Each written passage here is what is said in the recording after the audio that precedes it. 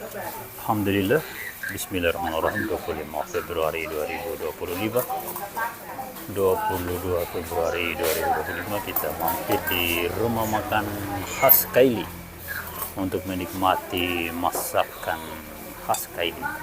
Ada sayur kelor, santan, sambal sambal mentah, ada udang, ada perkedel, ada ikan bakar risa-risa. Kita menikmati dulu masakan khas Indonesia, khas Kaili, Palu, Sulteng. Oke. Bismillahirrahmanirrahim. 22 Februari 2025 kita saat ini berada di lembah Tanah Kaili setelah menikmati masakan khas Kaili yang sangat nikmat luar biasa.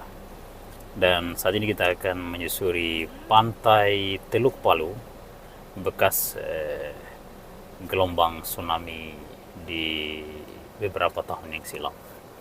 Ikuti perjalanan ini, jangan lupa like, comment, dan subscribe, sebarkan ke seluruh sosial media Anda, sahabat Anda, dimanapun mereka berada, agar kami terus bersemangat menyajikan informasi-informasi terbaru tentang kehidupan masyarakat di kawasan timur Indonesia, kuliner, dan juga perkembangan infrastruktur masyarakat di kawasan timur yang selama ini terkesan dianaktirikan dan terkesan tertinggal dibanding Indonesia di kawasan belahan barat. Nah, tapi saat ini saya berada di Jalan Cumi-Cumi, ibu kota provinsi Sulawesi Tengah, yaitu Kota Palu. Nah, ini sebelah kanan ini, lihat kanan ini adalah tanggul untuk gelombang tsunami. Jadi di atas ini ada jalan raya, semacam jalan tol begitu, sekaligus tanggul gelombang tsunami. Nah, ini lihat rumah-rumah ini hancur akibat terpaan bencana gelombang tsunami dan juga gempa likuifaksi yang pernah melanda Palu, Sulawesi Tengah. Tahun berapa kejadian gempa bumi Palu itu ya? 2019 ya? Ya, sekitar itu. Ya, saat itu baru 4 bulan kembali dari Antarwais ke Jakarta itu. Setelah Antarwais 4 bulan itu terjadi gempa Palu. Sempat Abah dengan Wais sholat di masjid terapung itu yang sekarang sudah jatuh ke laut itu. Ya. Oh, kita berbelok di sini.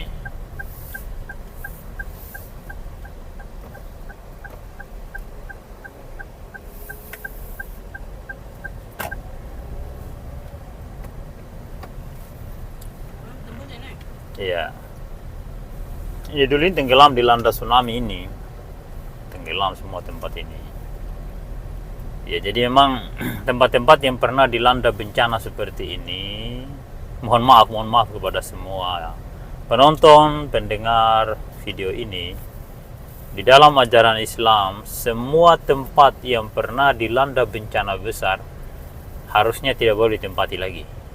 Harusnya jangan ditempati lagi.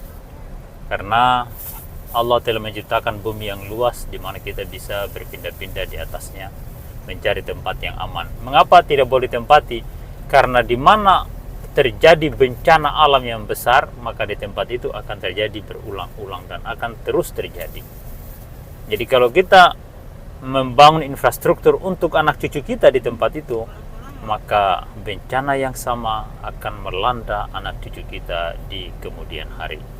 Olehnya itu, segala atau semua tempat yang pernah dilanda bencana besar, baik likuifaksi, gempa tektonik yang maha dahsyat, ataupun gelombang tsunami, sebaiknya jangan ditempati lagi karena akan berpotensi terjadi lagi di masa depan. Dan kalau kita membangun infrastruktur untuk anak cucu kita di tempat itu, maka kita telah menciptakan bom waktu yang akan melanda anak cucu kita di kemudian hari. Silakan baca berbagai macam referensi dan sejarah bencana-bencana yang pernah terjadi di masa lalu.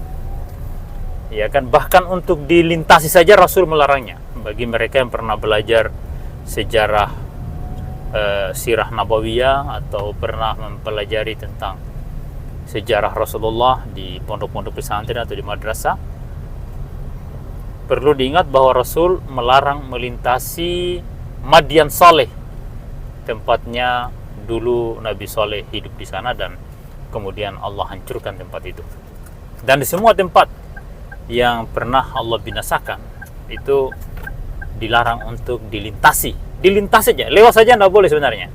Tapi ya begitulah, karena zaman ini kita sudah melupakan hal-hal seperti itu. Dan ya saya sendiri kalau Palu ini saya tidak bisa lupa dan akan terus saya kesini karena ini saya punya masa kecil di tempat ini.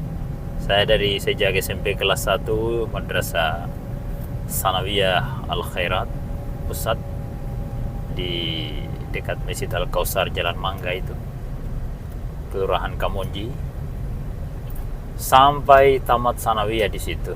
Lalu kemudian saya lanjut lagi di Doloh, Kota Rindau, Madinatul Ilm Al-Khairat, Madinatul Ilm. Ya, sehingga kota ini adalah kota yang sangat berkesan. Ya, jadi ini kota masa lalu. Di sini kita dibesarkan, di sini kita punya masa kecil.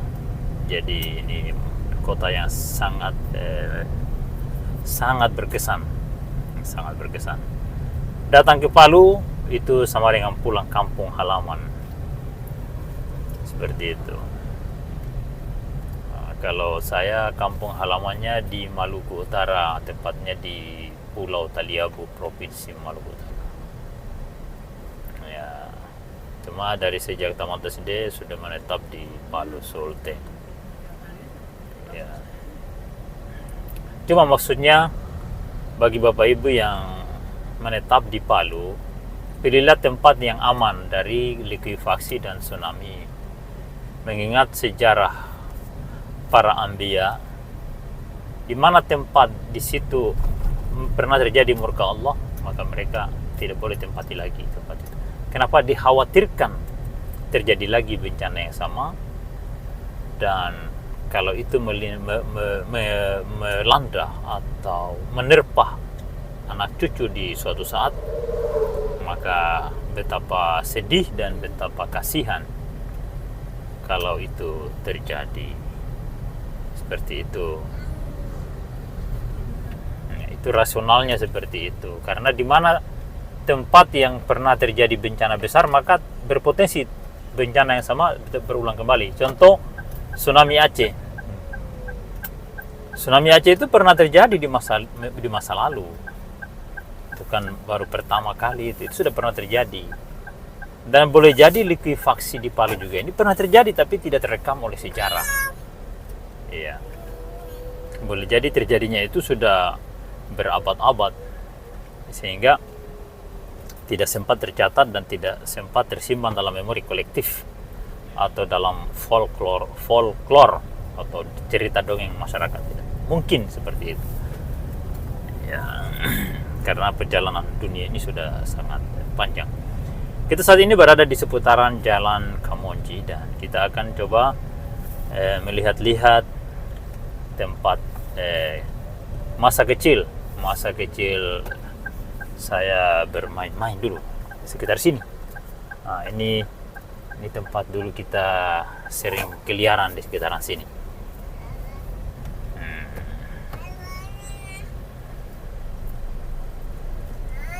Ya, kalau pergi beli buku di toko di sana Jalan Agus Salim, ya pulangnya lewat sekitaran sini. Atau jalan pagi di hari libur, kadang kita melintas sekitar sini.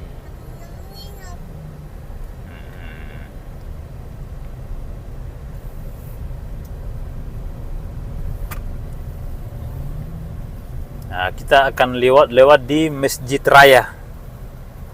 Masjid Raya Provinsi Sulawesi Tengah. Masjid Agung bukan Masjid Raya, Masjid Agung. Oh ini masjid baru lagi mungkin ini, bukan Masjid Agung kalau yang ini. Waduh, masjid cantik juga ya. Masjid Pakarosi Al-Aqsa. Pakarosi Al-Aqsa. Wih, masjid bagus sih, luar biasa. Biar pagarnya bagus sekali. Memang perkembangan arsitektur bangunan di zaman ini luar biasa. Sudah bisa menyerupai arsitektur yang dikembangkan di Timur Tengah selama berabad-abad yang silam.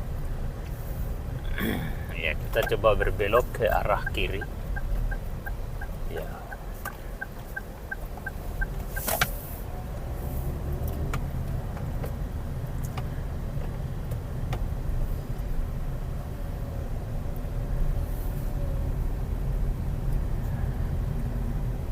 Ya.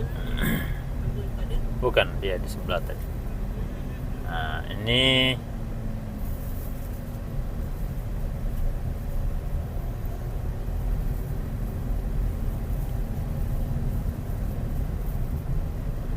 penginapan Ratu dulu waktu antar via balik ke Jakarta. Nah, kita sempat nginap di sini.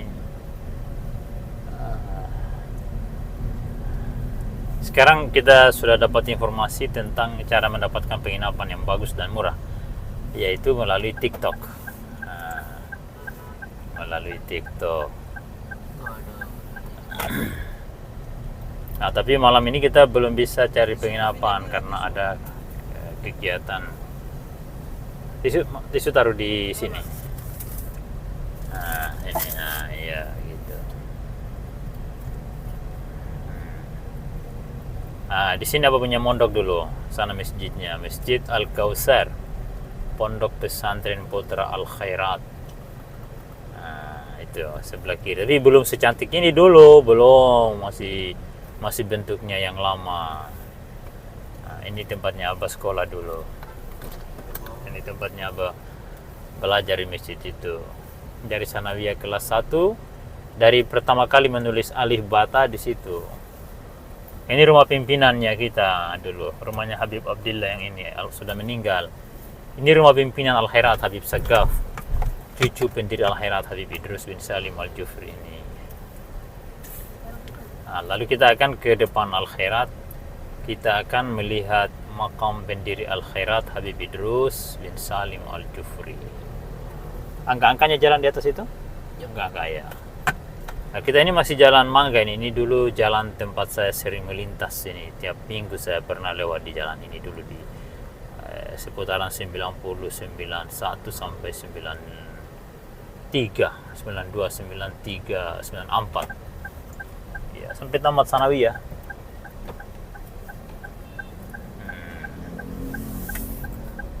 Kemudian lanjut di pesantren Dolo. Nah, ini depannya Al-Khairat di sekitaran sini. Ini Jalan Sisa Al-Jufri. Nah, nanti kita akan mampir di Masjid Al-Khairat. Nah, ini toko Al-Khairat ini. Beraneka macam ya, dagangan. Nah, inilah kantor PB Al-Khairat yang ini. Nah, ini Masjid Al-Khairat. Sini nih Masjid Al-Khairat. Ini di depannya kantor PB Al-Khairat, pengurus besar Al-Khairat. Ini Masjid Al-Khairat, tapi ini bukan bentuk aslinya lagi. Ini sudah direhab. Bentuk aslinya tidak seperti ini. Nah, ini bentuk aslinya tidak seperti itu lagi.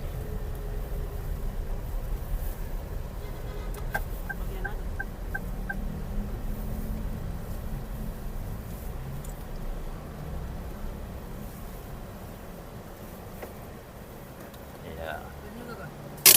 Di pause dulu. Tahu terapasnya gini. Saat ini saya berada di makam pendiri Al-Khairat Habib Idrus bin Salim Al-Jufri. Ini makam beliau.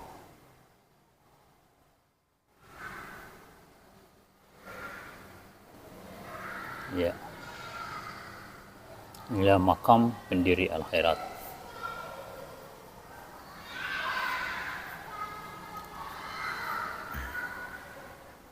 Ini adalah anak-anak beliau dan keluarga beliau. Ini makam pimpinan Al-Khairat, Ketua Utama Al-Khairat, Habib Sagaf bin Muhammad Al-Jufri, sekaligus makam adiknya yang merupakan Ketua PB Al-Khairat dan pembina Pondok Pesantren Putra. Nah, ini makam pendiri Al-Khairat. Jadi inilah makam orang yang paling berjasa di lembaga pendidikan atau perguruan Islam Al-Khairat di kawasan timur Indonesia. Berasal dari Tarim Hadramaut Yaman, dari keluarga Habaib, dari keluarga Bani Alawiyin yang hadir di Indonesia. Dan sebelum beliau hadir di Indonesia, beliau adalah seorang pejuang kemerdekaan bangsa Arab. Ya, beliau sempat ditangkap oleh pemerintah Inggris dan diasingkan di Pekalongan, Jawa Tengah. Dan setelah selesai masa pengasingan, beliau minta pamit di ayahnya, Habib Salim Al-Jufri, untuk beliau menetap di Palu, Sulawesi Tengah.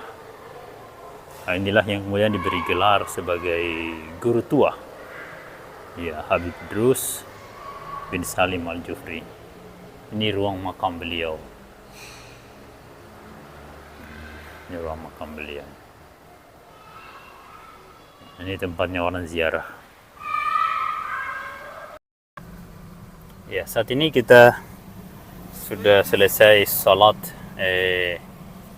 Zuhur Asar di Masjid Al-Khairat Kasar, dan sekalian ziarah di makam pendiri Al-Khairat dan Ketua Utama Al-Khairat Habib Sagaf bin Muhammad Al-Jufri, Ketua PP Al-Khairat Almarhum Habib Abdillah bin Muhammad Al-Jufri. Nah, sekarang kita akan lanjut menyusuri Jalan Sisal Jufri dan jalanan lain di Lembah Tanah Kaili, Palu, Sultan. Kita carikan dulu jilbab anak ini apa dengan sandalnya. Di mana ya? Toko-toko di pasar saja. Dia gak nangis lagi. Tenang.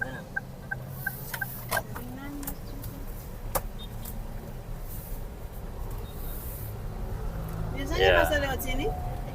Ini depan kompleks Al-Khairat,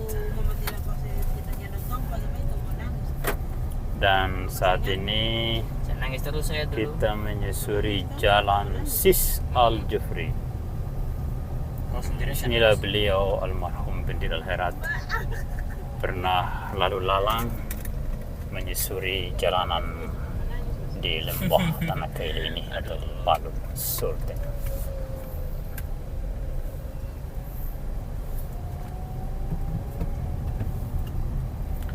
Bagi Bapak Ibu yang pernah belajar di Al-Khairat, ya sering-seringlah mampir di Masjid Al-Khairat untuk berziarah di makam pendiri Al-Khairat, karena mengenang para pejuang dan para pahlawan itu adalah bagian dari akhlak, bagian dari akhlak.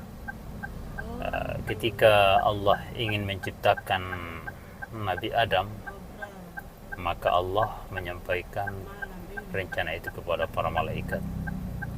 Wa iz qala rabbuka lil malaikati inni ja'ilun fil ardi khalifah. Allah mengumumkan, menyampaikan informasi kepada para malaikat bahwa dia akan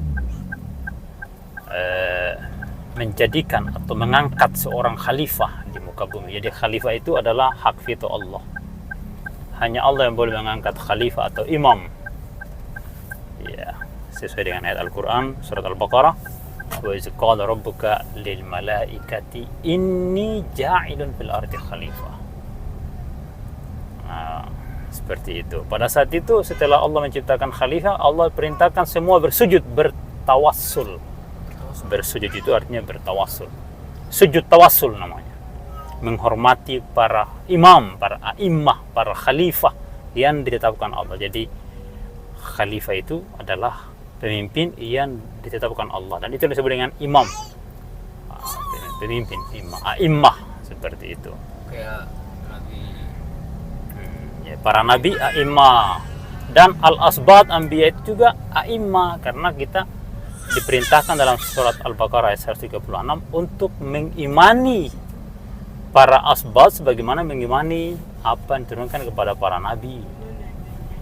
Ya kan? Qulu amanna billahi wa ma unzila ilaina wa ma unzila ila Ibrahim wa Ismail wa Ishaq wa Yaqub wal asbat wa ma utiya Musa wa Isa wa ma utiya an-nabiyyuna min rabbihim la nufarriqu baina ahadin minhum wa nahnu lahu muslimun. Suka banget. Jadi para nabi dan asbatnya, seluruh para nabi dan apa yang diturunkan kepada mereka tidak boleh dibeda-bedakan. Kita harus mengimaninya sebagai satu kesatuan, satu konsep ajaran ilahi yang wajib diamalkan oleh segenap umat manusia di muka bumi.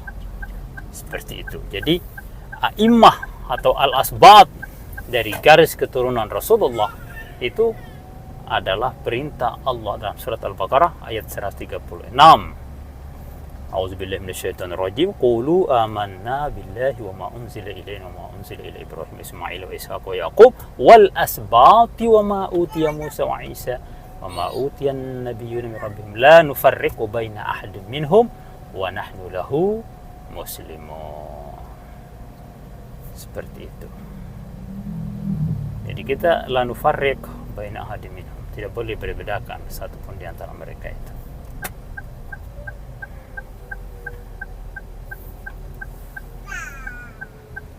Kita masih mencoba melintas di seputaran Kota Baru, jalan Sungai Delago.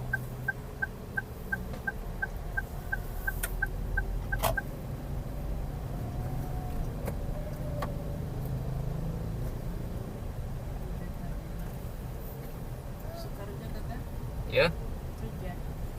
rujak. Ya. Enak. Mangga itu. Macam-macam.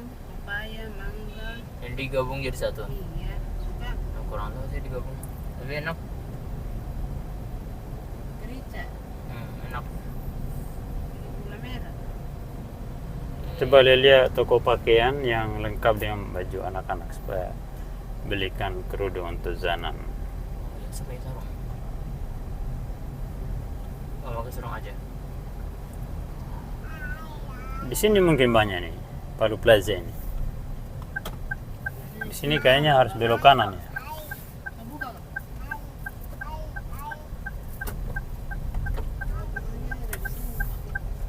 Nah, coba kita tanya.